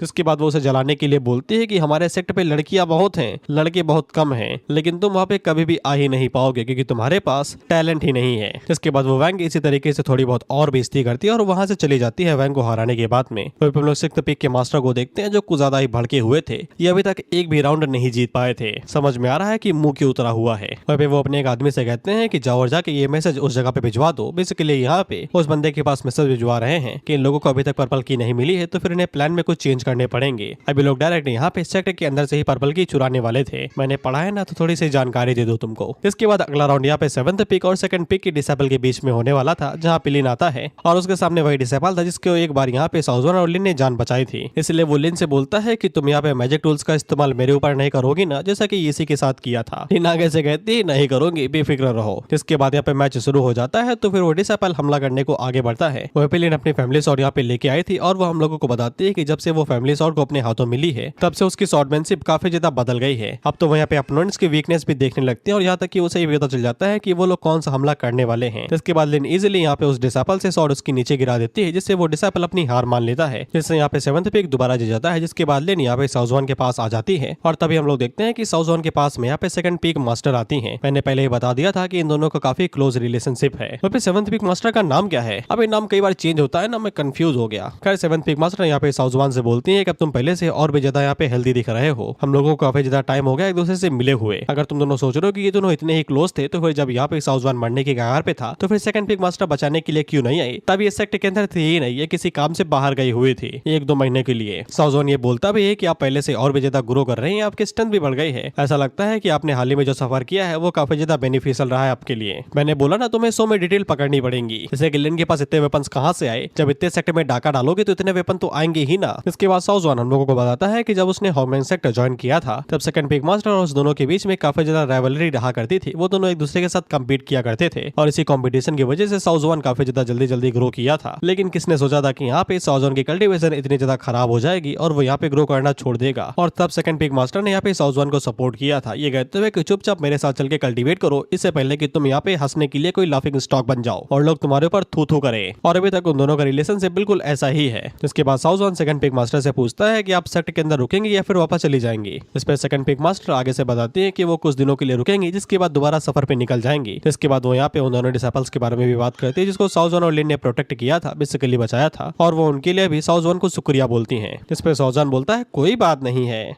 जिसके बाद वो दोनों इसी तरीके से पर्पल के बारे में बात करने लगते हैं। जिसके बाद हम लोग यहाँ पे सिक्स्थ पिक के एल्डर को देखते हैं और उन्हीं के पीछे से हम लोग देखते हैं कि और भी कई सारे असैसिन्स बाहर निकलते हैं। जिसके बाद वो उनको ऑर्डर देते हैं कि पूरी तरीके से सेक्ट के अंदर तबाही मचा दो। जिसके बाद हम लोग कुछ डिसेबल को देखते हैं जो कि मस्त दरवाजे पे खड़े थे और आपस में बातें कर रहे थे। तब इन्हें आवाज सुनाई देती है, जिसके बाद इनके सामने से कई सारे यहाँ पे दूसरे सेक्ट के लोग अंदर घुसने लगते हैं, वो भी वेपन से पल्ले के। ये बोलते हुए कि सामने जो भी दिखाई दे तुरंत तरीके से हमला करो और जितनी जल्दी हो सके उतनी जल्दी पर्पल की को हासिल करो। और इन सभी को लीड करने वाला सन एंड मून घोस्ट सेक्ट का यहाँ पे एल्डर था, जिसका नाम वैंग चेंग था। पहले ये यहाँ पे हॉर्नबैंक सेक्ट का एल्डर हुआ करता था, लेकिन बाद में यहाँ पे लीडर ने उसे भगा दिया था, कुछ कांड किया होगा, जिसके बाद ये जाके यहाँ पे सन एंड मून घोस्ट सेक्ट को ज्वाइन कर लिया। लीडर कहते हुए कि तुम साला कॉकरोच की तरीके हो, मर ही नहीं रहे। जिस पे वैंग आगे से कहता है कि मुझे देखो, अब मैं ब्रेक थ्रू कर चुका हूँ और गोल्डन पीक रियलम की सेकंड स्टेज पे हूँ, गोल्डन कोर की। जिसके बाद इस सेक्ट लीडर से कहता है कि साउजवान को मेरे हवाले कर दो, तो फिर मैं शायद से यहाँ पे तुम्हारे सेक्ट को बख्श देने के बारे में सोचूंगा। जिस पे सेक्ट लीडर आगे से यहाँ पे हॉर्नबैंक सेक्ट के प्रोटेक्टिव बैरियर को एक्टिवेट करते हुए कहते हैं कि तुम्हारी अम्मा का घर थोड़ी ना है कि जब चाहे तब चले आओगे, जिसको चाहो उसको मांगोगे। जिसके बाद वो यहाँ पे हॉर्नबैंक सेक्ट की प्रोटेक्टिव अरे फॉर्मेशन को एक्टिवेट कर देते हैं, जिससे वैंग चेंग के जितने भी साथी थे उन सभी के ऊपर यहाँ पे प्रोटेक्टिव अरे हमला करती है और उन्हें दूर फेंकने लगती है। वैंग चंग इसी से ज्यादा हैरान नहीं होता और वो आगे से बोलता है कि मैंने सुना था कि हॉर्नमेंग सेक्ट का जो सेक्ट लीडर था वो यहाँ पे एक सेलेस्टियल बीइंग हुआ करता था और उसकी प्रोटेक्टिव अरे फॉर्मेशन से पता भी चल रहा है कि ये बात पूरी तरीके से सही है, लेकिन चीजें हमेशा बदलती रहती हैं और आज तुम्हें भी पता चलेगा कि चीजें बदलने से होता क्या है। जिसके बाद सेक्ट लीडर की आंखों के सामने ही जो प्रोटेक्टिव अरे थे वो अपने आप ही यहाँ पे डिस्ट्रॉय हो जाती है और यहाँ पे उनके ऊपर से प्रोटेक्टिव अरे हट जाती है। सेक्ट लीडर को तुरंत पता चल जाता है कि ऐसा इसलिए हुआ है क्योंकि फर्स्ट पीक जो कि यहाँ पे अरे फॉर्मेशन की एक आंख है, बेसिकली सबसे जरूरी हिस्सा, उसके ऊपर डार्क एनर्जी ने कब्जा कर लिया है, इसलिए पूरी फॉर्मेशन यहाँ पे डिस्ट्रॉय हो गई। जिसका मतलब ये है कि अंदर से ही कोई घुस के सब कुछ कर रहा है। सेक्ट लीडर फर्स्ट पीक के लिए निकल जाते हैं क्योंकि अरे फॉर्मेशन ज्यादा जरूरी है और वो बाकी लोगों से कह के जाते हैं कि जितना हो सके उतना ज्यादा डिफेंड करो, मैं थोड़ी देर में अभी आता हूँ। जिसके बाद हम लोग साउजन और सेकंड पीक मास्टर को देखते हैं जो आपस में बात करते हुए बोलते हैं कि काफी टाइम हो गया है एक दूसरे के साथ इस तरीके से फाइट करे हुए। इसके बाद वो दोनों अपनी पुरानी बातें करने लगते हैं, कहते हुए कि पैसे तुम्हें चुराए थे और इल्जाम मेरा लगा दिया था कि मैंने यहाँ पे सेक्ट लीडर के पर्स से पैसे चुराए थे। जिसपे सेकंड पीक मास्टर आगे से बोलते हैं कि यार मेरे लिए तुम इतना नहीं कर सकते। इसके बाद वो दोनों अपनी अपनी टेक्निक्स का यूज करते हुए जो यहाँ पे सन एंड मून घोस्ट सेक्ट के डिसेबल थे उनके ऊपर हमला करने लगते हैं। और फिर हम लोग सेकंड पीक मास्टर को देखते हैं जो कि आगे से अपनी स्पेशल टेक्निक का इस्तेमाल करते हुए 3-4 डिसेबल्स के ऊपर हमला करती है और उन्हें इजीली डिफीट कर देती हैं। हमें सेकंड पीक मास्टर का नाम पता चलता है साउजवान की मेहरबानी से। इनका नाम है किंगजी जो कि यहाँ पे ट्विन शॉट टेक्निक का यूज करती हैं। इसके बाद साउजवान अपनी टेक्निक का इस्तेमाल करते हुए सामने वाले डिसेबल्स के ऊपर हमला करता है और उन्हें भी चारों खाने चित कर देता है। जिसके बाद पीछे से ये दोनों भी आ जाते हैं जो कि किंगजी के ही डिसेबल हैं और ये भी यहाँ पे उन दोनों की मदद कर रहे थे। जिसके बाद हम लोग सुहान और लिन को देखते हैं और ये दोनों भी यहाँ पे अपनी अपनी टेक्निक का यूज करते हुए sun and ghost moon sect disables के ऊपर हमला करते हैं और उनको भी यहाँ पे हराते हुए आगे बढ़ते रखते हैं। हम लोग लिंजे को देखते हैं जो कि दोबारा से यहाँ पे अपनी फैमिली ब्लड लाइन वाली शॉट का इस्तेमाल करती है और एक बार में ही कई सारे डिसेबल्स को चारों खाने चित कर देती है। जिसके बाद हम लोग सुहान को देखते हैं जो कि एक पिल को खाते हैं जिसकी मदद से वो और भी कई सारे आर्टिफैक्ट्स को एक साथ कंट्रोल कर पा रही थी। वहीं पे उन दोनों को इस तरीके से फाइट करता हुआ देखते किंजी के जो डिसेबल्स थे उनकी आंखें बड़ी हो रही थी कि साला ये लोग क्या खा के लड़ रहे हैं, इनके मुकाबले में हमने तो सिर्फ 4 ही 5 को ढेर किया, ये तो पूरी टीम ही निपटा दिए हैं। इसके बाद हम लोग सिक्स्थ पीक मास्टर को देखते हैं जो कि यहाँ पे किंगजी के ऊपर पीछे से हमला करने को आगे बढ़ते हैं, लेकिन साउजवान जल्दी से यहाँ पे किंगजी को बता देता है कि तुम्हारे ऊपर पीछे से स्नेक अटैक होने वाला है। जिसके बाद वो अपनी शॉर्ट टेक्निक का इस्तेमाल करते हुए यहाँ पे सिक्स्थ पीक मास्टर के अटैक को इंटरप्ट भी कर देता है, जिससे यहाँ पे सिक्स्थ पीक मास्टर का मुंह बन जाता है कि ये बंदा साला मेरे काम में हमेशा टांग अड़ाता है, किसी दिन लंगड़ी मार के इसकी टांग ही तोड़ दूंगा। वो तुम बाद में करना, पहले किंगजी के अटैक से बचो नहीं तो तुम्हें ठाकुर बना दिया जाएगा, हाथ ही नहीं रहेंगे, धो भी नहीं पाओगे। जिसके बाद हम किंगजी को देखते हैं जो कि दोबारा अपने ट्विन शॉट टेक्निक का यूज करते हुए सिक्स्थ पीक मास्टर के ऊपर हमला करते हैं, तो वो आगे से अपने बड़े भाई को बुलाते हैं कि बचाओ। तो फिर हम लोग उसके बड़े भाई को देखते हैं जो कि यहाँ पे उसकी मदद करने को आगे बढ़ा था। उतने में साउजवान उसके ऊपर हमला करता है तो ये अपनी शील्ड की मदद से खुद को बचाता है। इसके बाद ये मजबूरन यहाँ पे आर्टिफैक्ट का यूज करता है जिसको ये लास्ट मौके के लिए बचा के रखने वाला था, पर इस आर्टिफैक्ट का कोई नाम नहीं, सिर्फ बैनर बोला गया है। कर इस आर्टिफैक्ट यानी कि बैनर के अंदर से यहाँ पे आर्मी ऑफ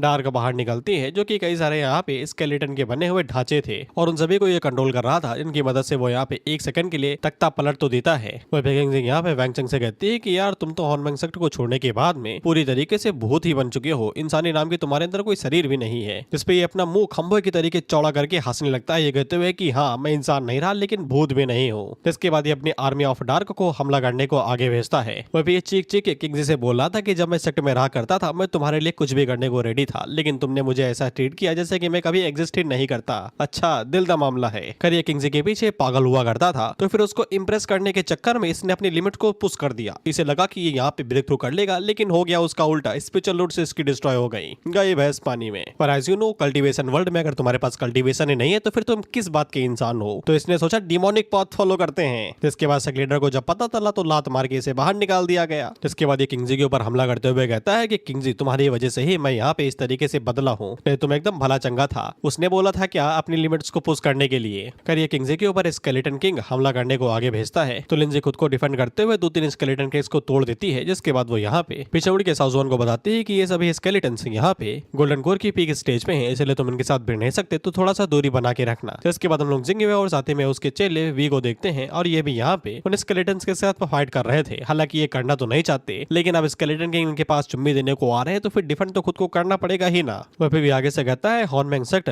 यहाँ पे खाली बोतलों के अलावा कुछ भी नहीं है, इनके जितने भी लीडर और एल्डर हैं वो सभी यूजलेस हैं। एक बैनर का निकाल लिया, इन सभी की हवा ही टाइट हो गई। सिर्फ यहाँ पे साउजवान और किंगजी ही बचे हुए हैं जो कि अच्छा परफॉर्म कर रहे हैं, लेकिन दोनों में से किसी ने भी अभी तक यहाँ पे गोल्डन कोर स्टेज के अंदर ब्रेक थ्रू नहीं किया है, तो फिर वो शायद से यहाँ पे वैंग चंग का मुकाबला नहीं कर पाएंगे। यहाँ तक कि सन एंड मून घोस्ट सेक्ट का जो लीडर है वो खुद ही यहाँ पे नासन सोल स्टेज पे है, जो अकेले ही इतने सभी डीमंस को यहाँ पे मार सकता है। मुझे नहीं लगता कि हॉर्नमेंग सेक्ट यहाँ पे इस चीज से खुद को बचा पाएगा। ऐसा लगता है हॉर्नमैंग सेक्ट का आज यहीं पे ही खेल खत्म हो जाएगा। उसी के बाद हम लोग साउज़ुआन को देखते हैं जो कि दोबारा से अपनी सॉफ्ट फिंगर स्किल का इस्तेमाल करता है। साथ ही में यहाँ पे किंगजी भी आगे से अपनी ट्विन शॉट टेक्निक का यूज करती है। वह जिंगवे अपने मन के अंदर सोचती है अगर हॉर्नमैंग सेक्ट इसको सर्वाइव नहीं कर सकता तो वो लोग उसकी मदद क्या खाक करेंगे। हालांकि साउज़ुआन और किंगजी उनके पास काफी सीरियस टैलेंट है, अगर वो उन दोनों को अपने साथ ले जा सके तो फिर ये कोई बुरा आइडिया नहीं रहेगा। और मैं माँ कसम बता रहा हूँ, मैं ट्रांसलेटर को इतनी भर के गालियां दे रहा हूँ, उनको क्या ही दूं यार। वेबसाइट की गलती है, अलग अलग ट्रांसलेटर अलग अलग नाम यूज करते हैं। किंगजी का नाम इतनी बार बदल चुका है कि मैं अपनी जबान काट दूं।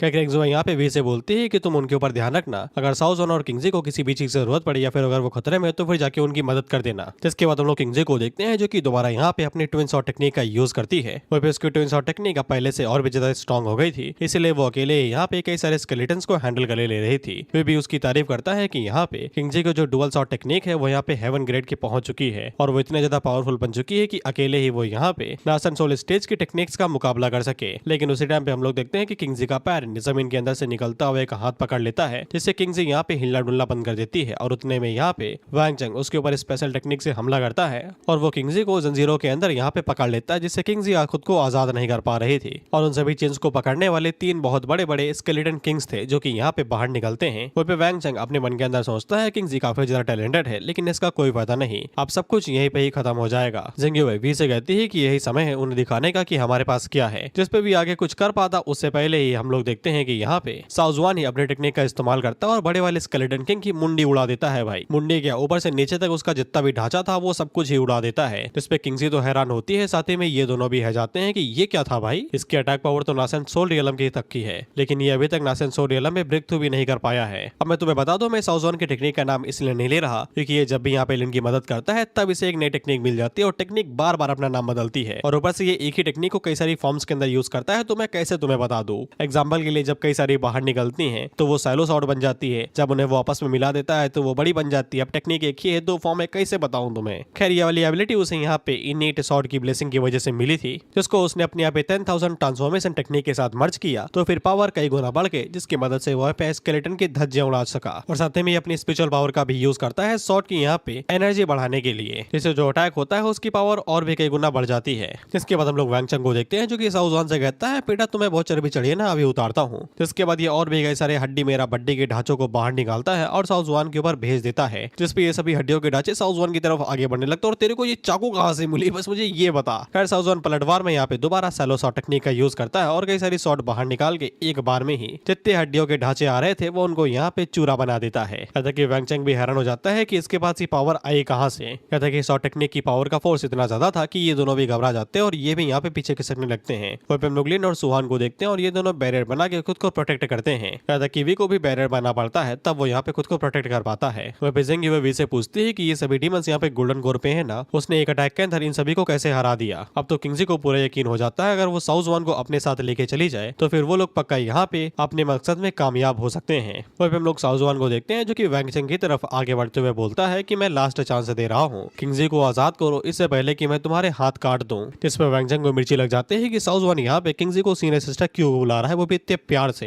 खैर अब ये साउज़ुआन के ऊपर इल्जाम लगाने लगता है, ये कहते हुए तुम्हारी वजह से ही उसने मुझे रिजेक्ट किया था। अबे वो दोनों तो रिलेशनशिप में भी नहीं है अभी तक, 100 चैप्टर लगेंगे तब कहीं जाके इनके बीच में कुछ होगा। खैर ये साउज़ुआन से बोलता है कि बेटा आज मैं तुम्हें कुछ खतरनाक दिखाऊंगा। इसके बाद वो किंगजी को ऊपर उठा लेता है, ये बोलते हुए ये तुम्हारी ही गलती है कि तुमने गलत इंसान को चूज कर लिया। खैर वैंग चंग किंगजी का भरता बना था, उससे पहले ही साउज़ुआन तेजी के साथ मूव करता है और चेन्स के ऊपर यहाँ पे स्लैश मारते हुए उन सभी चेन्स को तोड़ देता है और किंगजी को आजाद कर देता है। और 8 स्टाइल की जितनी तारीफ करना है कर लो, क्योंकि कुछ चैप्टर्स के बाद में ये सब भूल जाओगे तुम। खैर अटैक पावर को देख के यहाँ पे दोबारा वैंग चंग हैरान होता है कि ये क्या बला है भाई। वो किंगजी ट्विन शॉट्स का समन नहीं कर पा रहे थे क्योंकि उसके अंदर एनर्जी ही नहीं बची हुई थी। उतने में साउज़ुआन तेजी के साथ आगे बढ़ता है और उसे नीचे गिरने से बचा लेता है। ऑफ कोर्स चाइनीज मानवा है तो इस तरीके से क्रिंज हरकतें तो करेंगे ही ना। खैर किंगजी शर्माते हुए साउज़ुआन को शुक्रिया बोलती है उसकी मदद करने के लिए। शर्मा कह रही हो, सेक्ट की लंका लगी पड़ी है वो संभालो जाके, और तुम दोनों क्या देख रहे हो, तुम भी दोनों जाके सेक्ट की मदद करो। वहीं पे हम लोग लेन को देखते हैं और इसका दिल टूट जाता है। वहीं पे हम लोग साउज़ुआन को देखते हैं और ये किंगजी को पकड़े हुए ही इतनी तेजी के साथ मूव करता है और यहाँ पे वैंग चंग के ऊपर स्लैश मारते हुए तेजी के साथ आगे बढ़ता है और वैंग चंग का खेल खत्म कर देता है। वहीं पे ये अभी भी किंगजी को पकड़े हुए उसे छोड़ नहीं रहा। किंगजी उसे बोलती है भैया हमको छोड़ तो दो।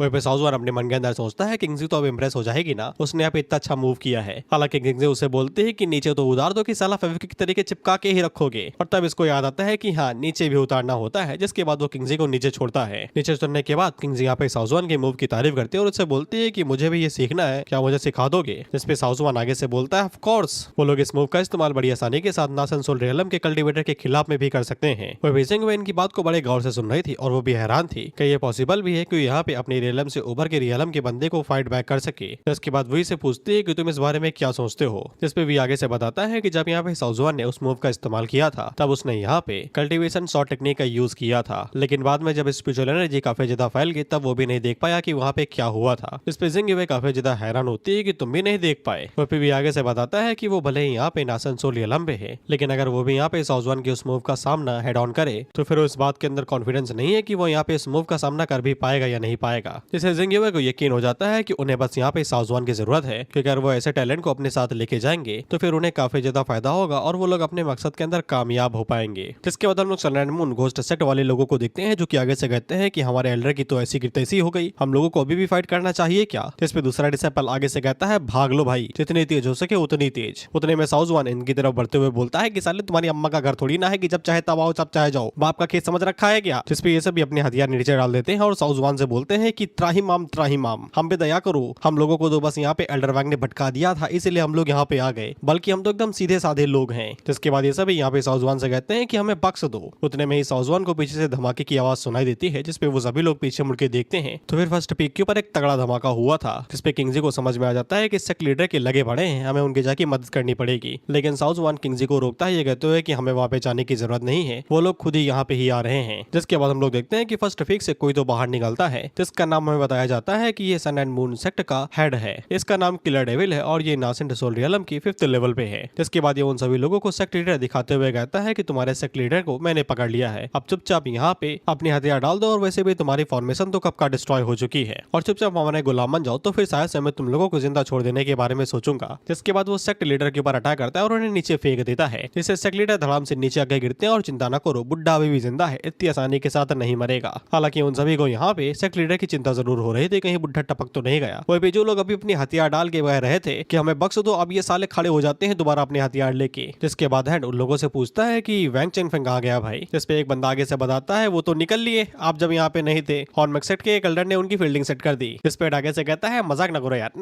नहीं मानता। जिसपे वो डिसेबल आगे से कहता है कंचो जैसी आंखों से देखा है, चाहो तो वीडियो प्ले कर दो, रिकॉर्डिंग भी है इनके अंदर। जिसपे उसके ऊपर ही लात मार देता है, ये कहते हुए कि चेंगफेंग इतनी जल्दी नहीं पड़ गया, कभी सोचा नहीं था भाई कि हॉर्नमैक सेट वाले उसको निपटा देंगे। जिसके बाद वो पागलों के तरीके हंसते हुए कहता है किसने मारा भाई चेंगफेंग को, सामने आओ दिखाओ तुम में कितना दम है, गोल्डन कोर के लेवल पे ही हो, ज्यादा कुछ उल्टा नहीं हो। जिसके बाद आगे की लाइन बोलता है अगर तुमने सच में यहाँ पे वैंग चेंगफेंग को हराया होगा तो फिर मैं तुम्हारे पैर चाट लूंगा। साउजवान आगे से कहता है सच्ची? जिसके बाद वो आता है इसके मुंह के ऊपर धड़ाम से लात मारता है, जिससे ये मधुमक्खी के तरीके उड़ते हुए दूर जाके गिरता है और साउजवान उससे कहता है कि प्रॉमिस तुमने अपना पूरा नहीं किया भाई, इतने प्यार से आया और तुमने पैर भी नहीं चाटे। हेड दूर जाके गिरता और सबसे पहले अपना मुंह संभालता है, जिसके बाद अपनी शॉट बाहर निकाल लेता है और साउजवान के ऊपर हमला करने को आगे बढ़ता है। ऑफ कोर्स इसने डायलॉग मारे थे, लेकिन मैं क्यों बताऊं तुम्हें, डायलॉग है मीट योर डूम, हिंदी में ये तुम्हारा आखिरी दिन बा। खैर इतना भारी भरकम डायलॉग मार के साउजवान के ऊपर हमला किया तो था, लेकिन साउजवान इजीली अपनी शॉट की मदद से इसके अटैक को ब्लॉक कर लेता है। वो पे इन दोनों की पावर की वजह से बेचारे डिसेबल भी इसमें पिस रहे थे। वो आगे से कहते हैं लड़ो यार, तुमसे किसने रोका है, साइड में जाके लड़ो, हमें क्यों उसमें घसीट रहे हो, क्या मतलब आटे के साथ घुन पिसता है। वही पे किंगजे ने उन सभी लोगों को पीछे रखा था, ये कहते हुए कि तुम लोग बाहर ना जाना नहीं तो इसकी चपेट में आ जाओगे। वही पे हम लोग सन एंड मून सेक्ट वालों को देखते हैं और इनको बचाने के लिए कोई भी नहीं था, तो ये लोग इसी पावर की चपेट में आते हैं और इनका स्वाहा हो जाता है। वही पे सुहान और लिन को साउजवान की चिंता हो रही थी, लेकिन हम लोग लिन को देखते हैं, पता नहीं क्यों वो यहाँ पे जानते हो साउजवान और हेड के जो मूव्स थे उन्हें बहुत ही साफ साफ देख पा रही थी, एक तरीके से वो उनको मूव्स को यहाँ पे पढ़ पा रही थी। साउजवान की शॉट है वो यहाँ पे एक सेलेस्टियल ग्रेड की डिवाइड शॉट है, जिसकी पावर यहाँ पे हेवनली ग्रेड आर्टिफैक्ट तक पहुंच सकती है। वही जो हेड की शॉट है वो अपने आप में ही यहाँ पे हेवन लेवल से ज्यादा है, वो एक पूरी तरीके से मास्टरपीस है, इसलिए साउजवान के लिए फाइट काफी ज्यादा टफ होने वाली है। जिसके बाद हेड साउजवान के ऊपर स्ट्राइक मारता है और साउजवान को पीछे झटक देता है, जिससे साउजवान पीछे आ जाता है। जिसके बाद वो किंगजे से बोलता है क्या 2 मिनट के लिए तुम्हारी शॉट भाड़े पे मिली। जिसके बाद वो किंगजे की ट्विन शॉट को अपने पास बुला लेता है और साथ ही में अपनी डुअल शॉट्स को भी बाहर निकाल लेता है। वह विलेन इस फॉर्मेशन को काफी अच्छे से देख रहे थे। जिसके बाद हमें 7 star killing immortal shot formation दिखाई जाती है, हालांकि इसमें 3 शॉट अभी भी कम थी, अबे भाड़े पे मिलेंगी ना, काहे तुम इंतजार करो यार तुम। वही पे साउजवान हेड से कहता है मुझे घंटा फर्क नहीं पड़ता, अगर तुम किसी टाइप की मिथिकल गॉड भी हुए, मेरे सामने तुम चीनी कम चाय हो। वही पे लिन आगे से अपनी शॉट को देते हुए बताती है कि ये 7 स्टार स्लेइंग शॉट फॉर्मेशन एक टॉप ग्रेड की शॉट फॉर्मेशन है जो सेलेस्टियल लेवल पे है। जब सातों शॉट्स आपस में मिल जाती है तो फिर जो इनकी पावर रहती है वो कई गुना ज्यादा बढ़ जाती है और ये पावर एक डिवाइन फॉर्मेशन तक बढ़ सकती है। इसलिए लिन अपनी शॉट को भी यहाँ पे साउजवान को दे देती देती है क्योंकि बताया ना भी भाड़े पे 3 और आएंगी। वहीं पे हम लोग जिंगवे को देखते हैं और उसने भी यहाँ पे 7 stars killing immortal short formation के बारे में सुना था, सॉरी पढ़ा था, जो कि एक एशियन टेक्स्ट के अंदर था। इसलिए वो भी अपनी शॉर्ट को बाहर निकालती है और साउजवान को दे देती है, ये कहते हुए कि ये भी रखो क्योंकि अगर 7 शॉट नहीं हुए तो फिर फॉर्मेशन कंप्लीट नहीं होगी और पूरी पावर को यहाँ पे नहीं निकाल पाएगी। जिसके बाद यहाँ पे 7 शॉट कंप्लीट हो जाते हैं। अगर तुम सोच रहे हो कि 7वीं कहाँ से आई तो फिर तुम्हें मेरी तरीके चूक खा गए हो। साउजवान के पास 3 शॉट्स है, वो डुअल शॉट और साथ ही में वो जो अपनी स्पिरिचुअल पावर से बनाता है उसको मिला के 3, बाकी 4 कहाँ से मिली तुम्हें पता है। खैर 7 शॉट किलिंग अरे फॉर्मेशन कंप्लीट हो गई थी, जिसके बाद साउजवान उसको यहाँ पे हेड के ऊपर चार्ज कर देता है। वहीं पे हेड इस शॉर्ट फॉर्मेशन को हल्के में ले रहा, वो आगे से कहता है ये बच्चों का खेल है यार, मेरे लिए इनके साथ बचपन में खेलता था मैं। और वो अपनी अकेली शॉट के साथ यहाँ पे फाइट करने को आगे बढ़ता है। भाई 6 है 1 के खिलाफ में। खैर अपनी शॉट की मदद से यहाँ पे उन 7 शॉट को ब्लॉक करने की कोशिश करता है लेकिन नाकामयाब रहा मेरे रोस्टिंग चैनल के तरीके।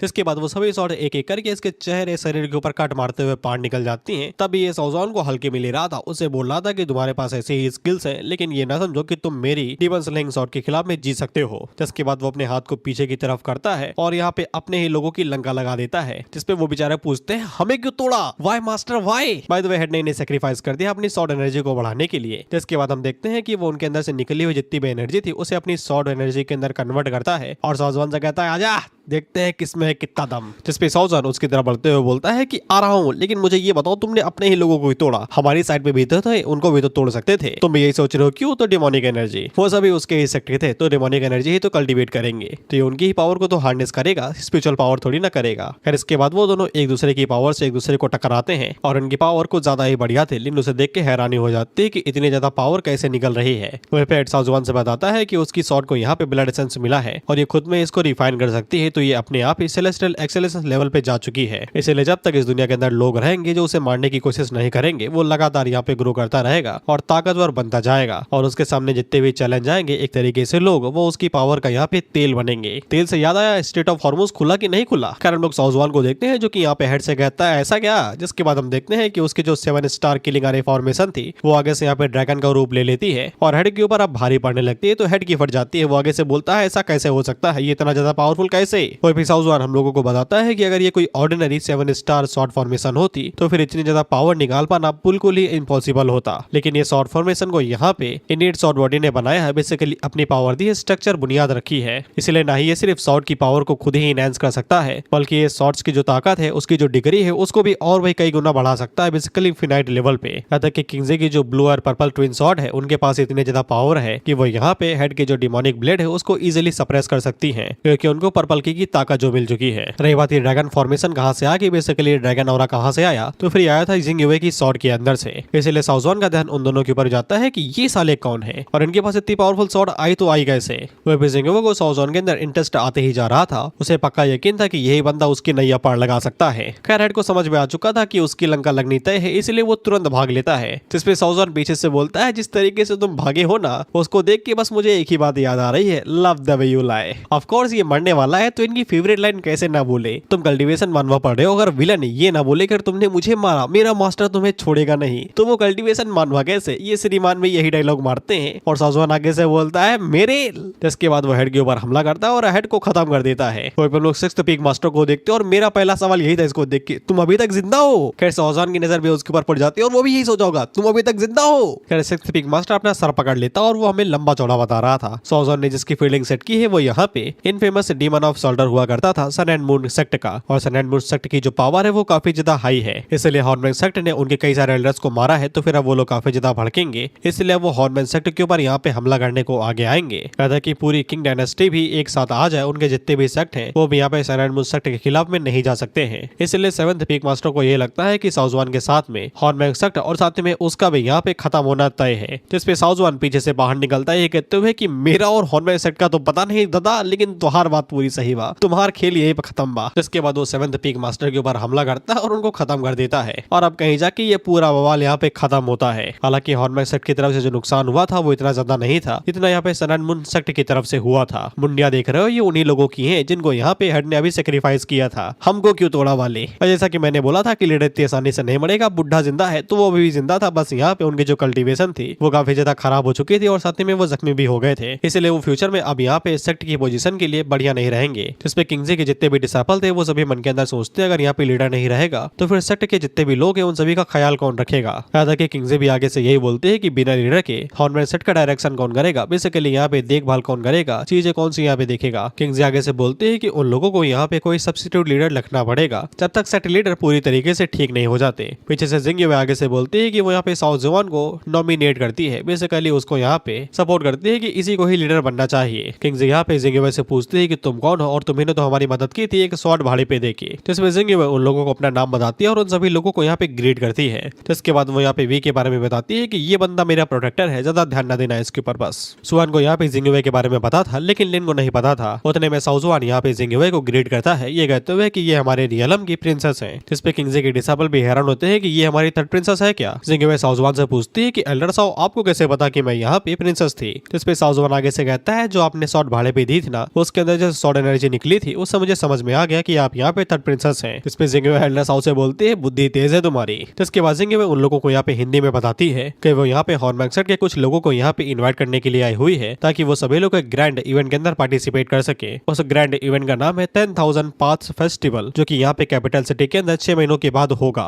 वो सभी यहाँ पे इस बारे में सुन के पूरी तरीके से सतर्क हो जाते हैं क्योंकि इन लोगों ने भी इस कॉम्पिटिशन के बारे में कहीं ना सुना था। बेसिकली एक ऐसा कॉम्पिटिशन होता है जिसको ज्यादातर यहाँ पे ग्रेट किंग डायनेस्टी की जो रॉयल फैमिली होती है वही इसके अंदर यहाँ पे पार्टिसिपेट करती है। ऑफकोर्स कुछ स्ट्रॉन्ग सेक्ट भी होते हैं वो भी इसके अंदर पार्टिसिपेट करते हैं जहाँ पे वो सभी एक साथ हिस्सा लेते हैं और ऑफकोर्स पबजी खेलते हैं, एक दूसरे से भिड़ते हैं। हालांकि ये वाला कॉम्पिटिशन पिछली बार से थोड़ा सा अलग होने वाला है क्योंकि इस बार यहाँ पे जो पार्टिसिपेंट होंगे उनपे कोई लिमिट नहीं है, जितने चाहे उतने लोग यहाँ पे हिस्सा ले सकते हैं पूरी कल्टीवेशन इमॉर्टल वर्ल्ड के अंदर। यहाँ तक कि ग्रेट किंग फैमिली की जो डायनेस्टी है बेसिकली प्रिंसेस की जो फैमिली है वो भी अभी इस गैदरिंग के अंदर यहाँ पे हिस्सा ले सकती है अगर हॉर्नमैन सेट उसकी शर्तों को मान के उनके साथ यहाँ पे इस फेस्टिवल के अंदर हिस्सा लेता है और उनकी टीम को यहाँ पे सिर्फ जिंगवे लीड करेगी, वो भी इसके लिए मानते हैं तो फिर वो उन लोगों को यहाँ पे अपने अप्रिसिएशन के तौर पे कोई सारे जेम्स देंगे जिनको अभी तक डिस्कवर नहीं किया गया। ये क्या है भाई, मतलब कितने पैसा दोगे ये बाद में बताओगे। खैर इतना भी नहीं, वो उन लोगों को कई सारे यहाँ पे मैजिकल आर्टिफैक्ट और साथ में कई सारे रिसोर्स भी देगी जिससे उन लोगों की जो कल्टीवेशन है वो बूस्ट होगी। खैर ये कॉम्पिटिशन कोई नॉर्मल कॉम्पिटिशन नहीं है, अगर जो भी यहाँ पे इस कॉम्पिटिशन के अंदर जीतेगा उसको यहाँ पे एम्परर खुद अपने प्यार से टोपी पहनाएगा और उसको यहाँ पे नेशन का प्रोटेक्टर घोषित कर देगा। बेसिकली फायदा बहुत होगा तुम्हें सरकारी नौकरी की तरीके। अब इसमें लिखा हुआ ऐसा है कि मैं शब्द नहीं ढूंढ पा रहा, प्रिविलेज,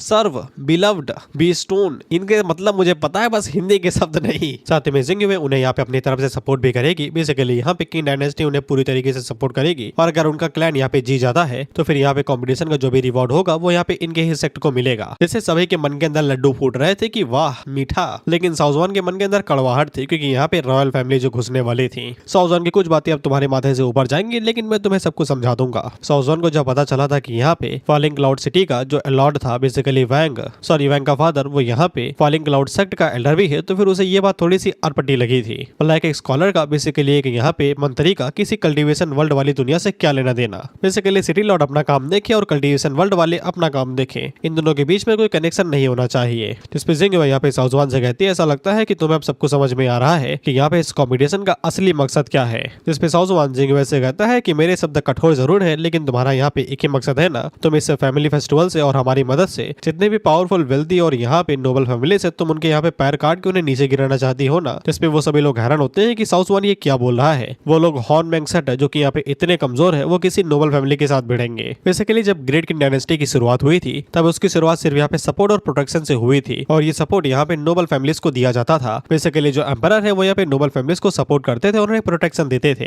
जिससे पावर यहाँ पे रॉयल फैमिली के पास ही रहता है और पावर इस तरीके से ज्यादा इजीली कंट्रोल हो पाती है पूरे एम्पायर के अंदर। लेकिन इतने 100 साल और हजारों सालों से अब ये पैटर्न थोड़ा सा बदलते आ रहा है। बेसिकली क्रूसेस मर्डर के ऊपर जो जरूरी मामले हैं उनके ऊपर यहाँ पे जो डिसीजन मेकिंग की पावर होती है वो धीरे धीरे करके रॉयल फैमिली से हाथों से खिसकती जा रही है और वो नोबल फैमिलीज के पास में आ रही है। इसीलिए जो पावरफुल क्लास है जिनके पास यहाँ पे डोमिनेंस है और ताकत है वो रॉयल फैमिली के लिए खतरा बनते जा रहे हैं। इसलिए वो लोग इस बार का जो कॉम्पिटिशन है वो डायरेक्टली यहाँ पे अथॉरिटी के अंदर करवा रहे हैं एम्परर की, जिस वजह से वो लोग यहाँ पे जो रॉयल फैमिली को रिसोर्स मिलने वाले हैं वो राइट इस कॉम्पिटिशन से अपने पास खींच लेंगे बेसिकली जीत के, जिससे यहाँ पे जो रॉयल फैमिलीज होंगी वो कमजोर हो जाएंगी। जिसपे जिंगवे साओ जुआन से कहते हैं कि जैसा कि मैंने बोला बुद्धि बड़ी तेज है तुम्हारी। इसके बाद जिंगवे साओ जुआन के सामने झुकते और उससे बोलती है कि उसने यहाँ पे 2 नासन सोल रियलम के मास्टर्स को अकेले ही हराया है, इसलिए वो उसे काफी ज्यादा इंप्रेस हुई है। इसलिए वो उसको जनरली यहाँ पे अपनी पार्टी के अंदर इन्वाइट करना चाहती है ताकि वो लोग फेस्टिवल के अंदर यहाँ पे हिस्सा ले सके और कॉम्पिटिशन जीत सके। फेस्टिवल कॉम्पिटिशन दोनों एक ही है। जबान फिसल जाती है। कोई पे सुहानो जितने भी लोग थे वो बस अभी इसी बारे में सोच रहे थे कि थर्ड प्रिंसेस अभी साउजवान को इतना ज्यादा रिक्वेस्ट क्यों कर रही है। और फिर साउजवान जिंगवे से कहता है कि तुम इस तरीके से खुले में सब कुछ बता रही हो, क्या तुम्हें डर नहीं कोई सेक्ट या फिर नोबल फैमिली तुम्हें इस तरीके से देख लेगी जिसके बाद तुम्हारी पीठ पीछे बातें होने लगेंगी। इस पे जिंगवे आगे से बताती है कि ये कोई सीक्रेट नहीं है, जैसे वो अपने फादर को इन सभी चीजों के बारे में बता देगी और उसको यहाँ पे ब्लेसिंग मिल जाएगी, ये पूरी तरीके से कॉमन नॉलेज के अंदर बदल जाएगा। और ऊपर से अब तक तो ये बात हर किसी को पता चली गई होगी कि वो लोग क्या करने वाले हैं, यहाँ तक कि नोबल फैमिलीज को भी। हाँ, बस उन लोगों ने अभी तक कुछ भी किया नहीं है इन चीजों को रोकने के लिए, जिससे जिंगवे को यही लगता है कि वो नोबल फैमिलीज यहाँ पे इस बात का और ज्यादा अच्छे से फायदा उठाएंगी। बेसिकली जो अपॉर्चुनिटीज यहाँ पे रॉयल फैमिली अपने लिए इस्तेमाल करना चाहती है, नोबल फैमिलीज उन रिसोर्स का इस्तेमाल अपने लिए करेंगे, जिससे वो रॉयल फैमिली से पावर अप पूरी तरीके से एक बार में ही खींच लेंगे। धीरे धीरे करने से कोई फायदा नहीं है, ये उनका मानना है। बेसिकली आर पार वाली चीज। साउजवान जिंगवे से काफी ज्यादा इंप्रेस हुआ था कि इसकी भी बुद्धि काफी ज्यादा तेज है, ये इन सभी मैटर्स को इतनी इजीली हैंडल कर रही है, यानी कि इसके पास काफी ज्यादा रिस्पॉन्सिबिलिटी है जिनको ये इजीली हैंडल कर सकती है। और फिर साउजवान जिंगवे से कहता है कि तुमने जो ऑफर मुझे दिया है वो काफी ज्यादा बढ़िया है, लेकिन इतना काफी नहीं है। बेसिकली साउजवान मुंह और खोल रहा है, उसको और कुछ चाहिए। जिसपे भी साउजवान से कहता है कि इतना भी ना मुंह फुलाओ कि साला मक्खी घुस जाए, जितना दे रहे उतने में ही खुश रहो ना। लेकिन जिंगवे यहाँ पे वीगो रोकती है और साउजवान से कहती है कि मांगने दो भाई से जो मांग रहा है। साउजवान ने इतना कॉन्फिडेंट होकर बोला है तो इसमें कोई दम ही होगा। जिसके बाद वो साउजवान से बोलती है कि बताओ तुम्हें क्या चाहिए भाई, हेजिटेट ना करो। जिसपे साउजवान यहाँ पे जिंगवे से कहता है कि मेरी बस एक ही मुराद है कि तुम थोड़ा सा पीछे जाओ, नीचे झुको और मुझे बो करो और मेरी डिसेबल बन जाओ। और इसी के साथ ये एपिसोड यहीं पे खत्म होता है और मेरी दिहाड़ी खत्म हुई। Bye bye. अब हम लोग नेक्स्ट एपिसोड में देखेंगे कि ये डिसेबल के लिए कैसे मानती है। सिस्टर ने इसका नामकरण कर दिया है तो ऑफकोर्स ये डिसेबल बनेगी ही बनेगी। Bye bye.